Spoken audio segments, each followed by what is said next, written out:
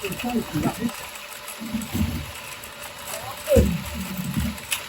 What happened, bro? I could have broke your neck then. What happened? Your leg. What happened? All this work would have been for nothing. What happened, bro? I mean, what happened? You put something behind me, you didn't tell me. You should be aware of your surroundings at all times. I know, that's what you got taught. On the battlefield, mate. Everywhere. You should be aware on the battlefield. Soldier.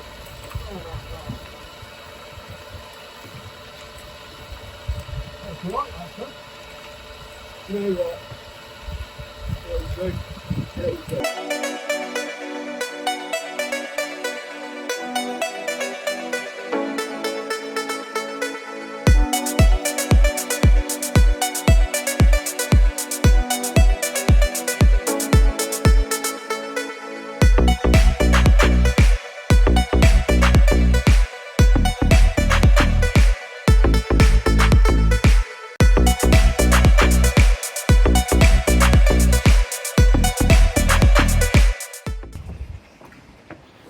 It's the day that we're getting the concrete done. Welcome back to another episode of Krafty. Boy, so slightly windy, nice clouds in the sky as always. My brother's rocked up. We've had a trip out to B&Q. Little bit more groundwork has already started. That's why I'm glad my brother's here, because like I said, I'm not a builder. No doubt it would have been all right, but let me have a spin you around. So we've I've just been and bought another 10 bags of type 1. As you can see, that's gone in around the edges now, and there was a little bit that pattered off down there. My brother said this needs a little bit more work, so the dog's trying to escape. Hang on, Neeks, get in. Yeah, so a bit more type 1 required down there, so we're underway. Job's a good one. Brother, Builder Ben. So as you can see now, a little bit more down there. All right, so I wouldn't have bothered myself. If it was me, it would have been like what would it have been look like? A river.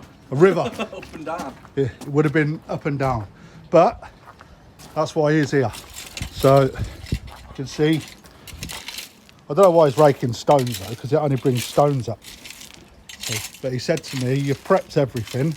You ain't done a bad job for someone that's never done it before. Did I? Yeah, he didn't really. You haven't done a bad job for someone that ain't done it before.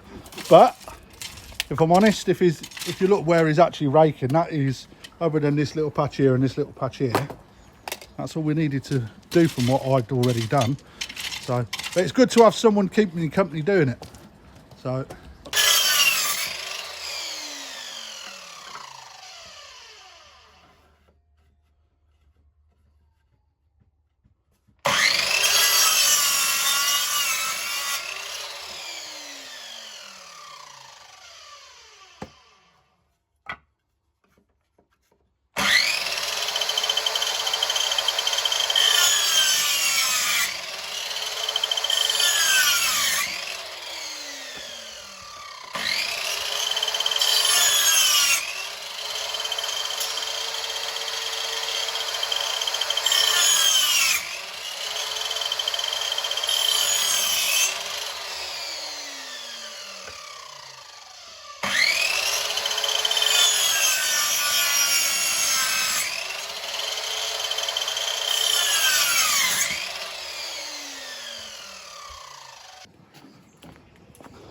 Right then, so for the shuttering, what we've done is we've basically on there made this level with a slight drop going into the pond, obviously because we've got the drain at the bottom. Let's bring you out a little bit.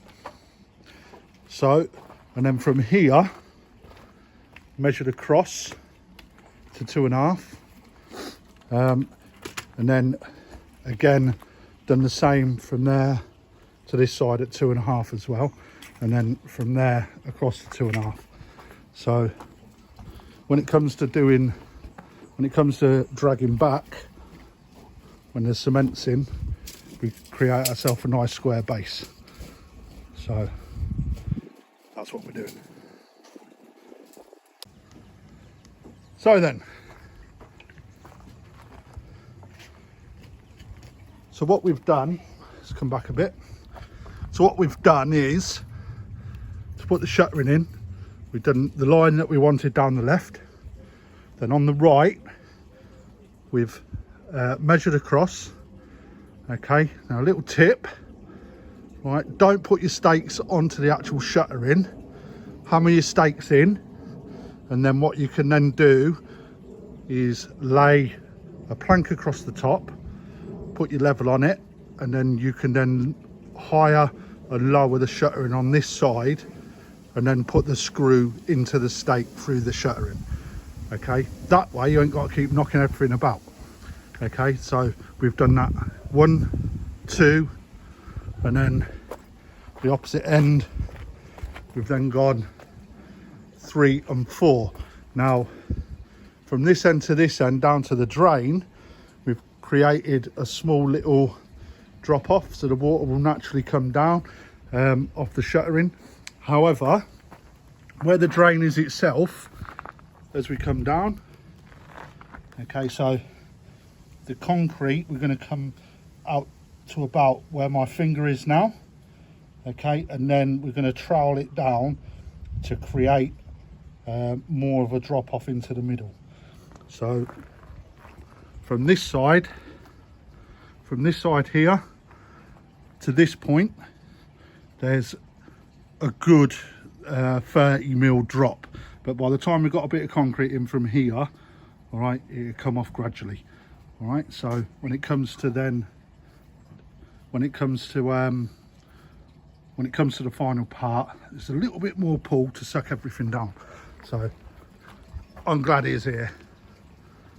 Look at him, look, he's an handsome bastard, isn't he? Hey, look, even drink. Shy, don't. Camera shy. Oh, bless him. He loves it, really. Oh yeah, I forgot to mention this. Have a look at this. So,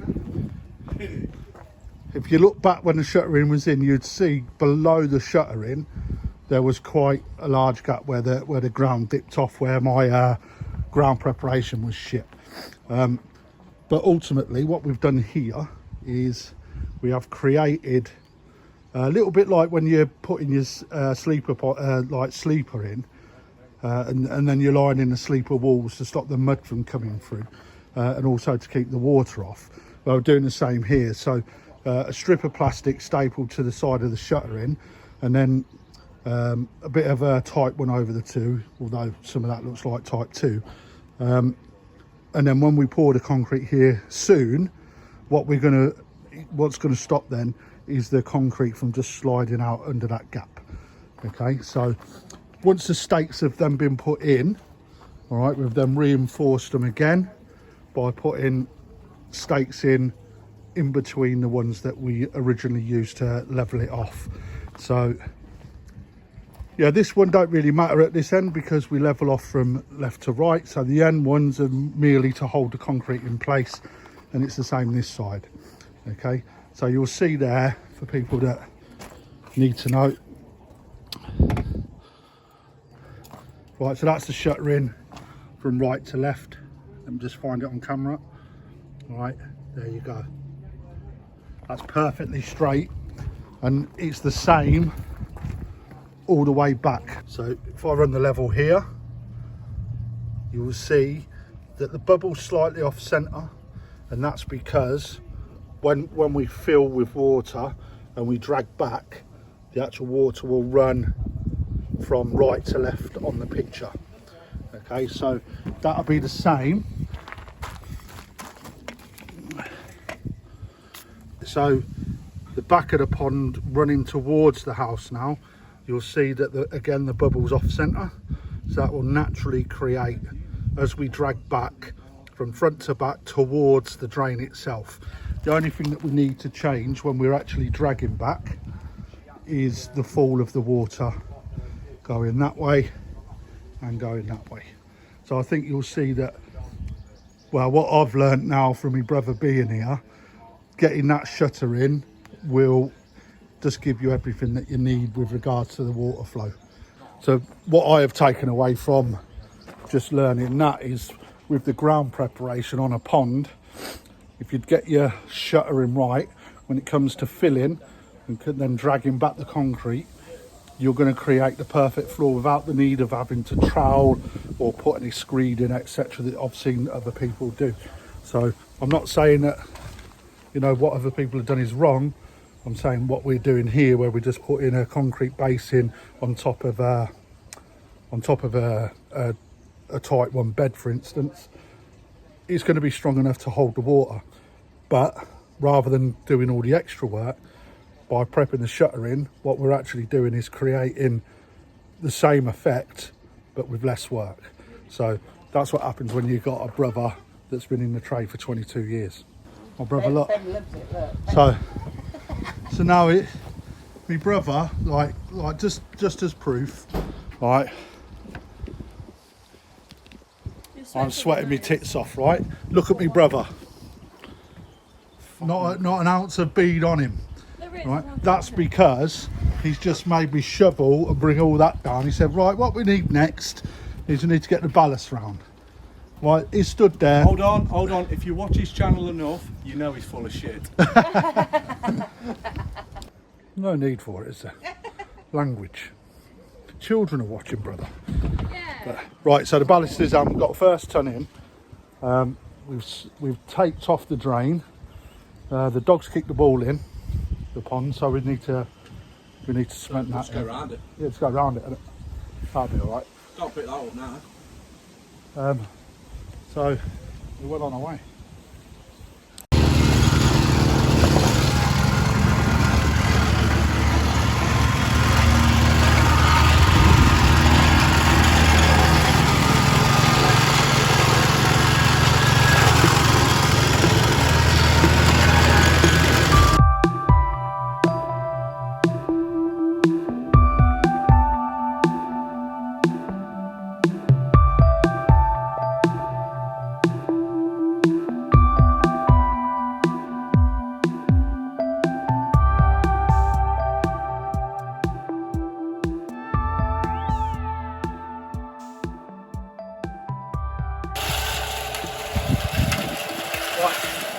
Just for a laugh, I've seen a little trick with a cement paper. I've never done it before because I'm not a builder. But you give it a little split like that, and then you lift there, you've got 2 half bags. Happy days. Right, ain't got much filming done today because I've been grafting. Like I've never grafted before, not really, but you know what I mean. Anyway, we'll spin you round. Going to spin you around. Look, you ain't done nothing all day but stand there like a teapot. Alright, sugar. Alright, sugar. Okay. So we got to that point here, just here, and we run out of ballast and cement because I'd made it wider and longer. So we had to go to B&Q and buy 21 bags of ballast, 10 bags of cement. Just in case, well, we might not have enough still, so I might have to do another trip. But you'll see the little swirly bit there, right? That's because it's running that way to there, but because the drain's set lower than here, it's running off and then dropping right down, rather than having a massive slope like so. So super happy with that. But you can see, when that dries, it's going to dry a different colour because it's red sand. Shouldn't dry too different. I mean, if it does dry a different colour, that's because we've got different types of sand. But at the end of the fucking day, it's getting covered anyway, so it don't really matter. But anyway, look, how to keep the cement mixer clean. Put a bit of water in it while it's turning.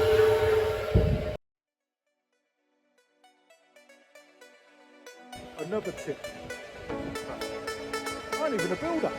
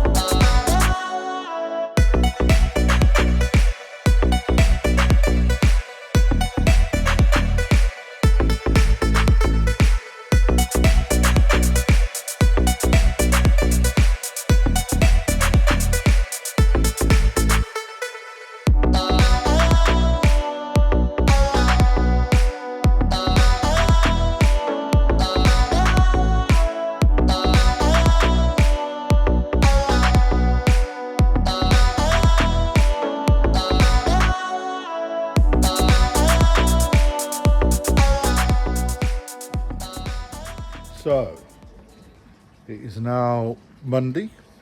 I always point the camera towards the sun when I'm filming instead of doing it this way. Right, so it's now Monday, about 8:30 at night, not long been finished work. Just come out to see how we're getting on with the pond.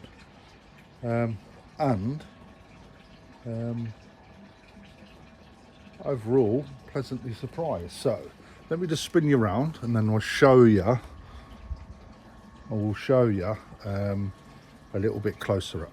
See where this line comes around there, that it runs off, okay, and that continues here, well, all the way around that whole circumference.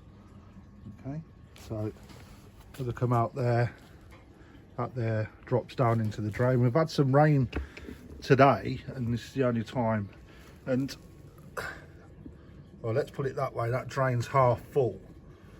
So there's only one dead spot which I can see, which is just there, just that little one gathering there. Everywhere else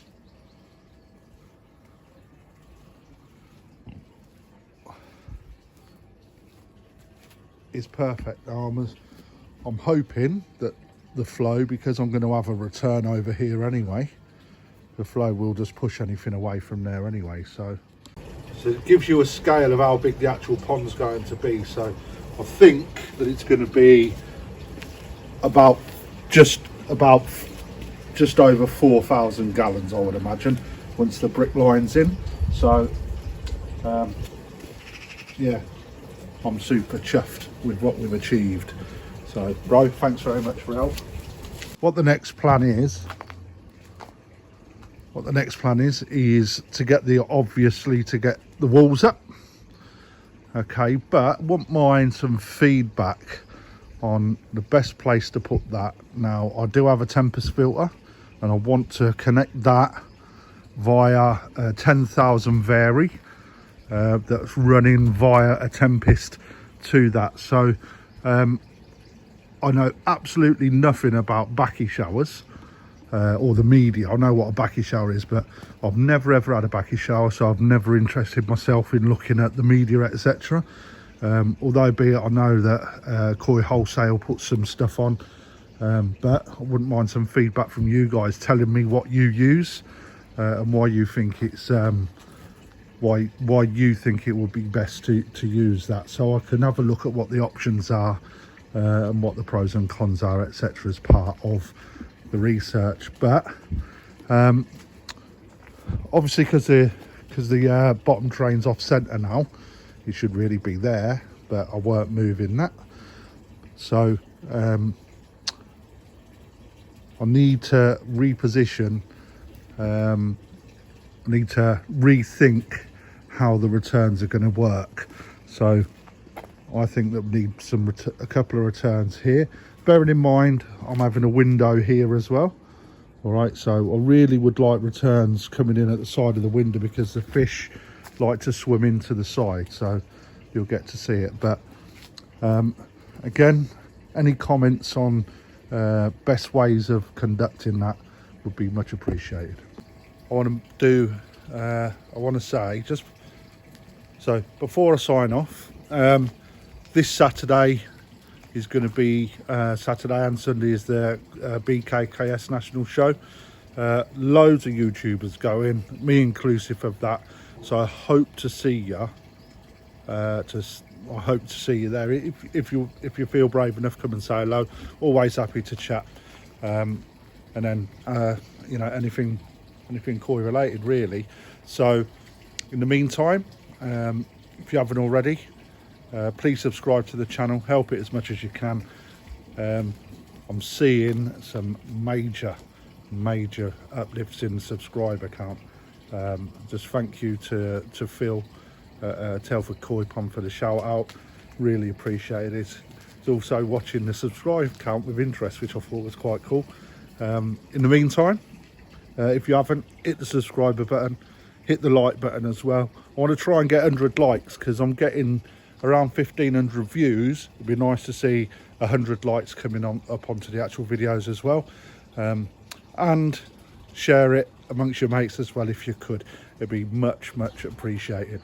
So anyway, until then, this is the bit where I say enjoy the koi. If you haven't got the koi, then look somewhere on YouTube, because I ain't showing you anything in this episode. And remember, stay safe.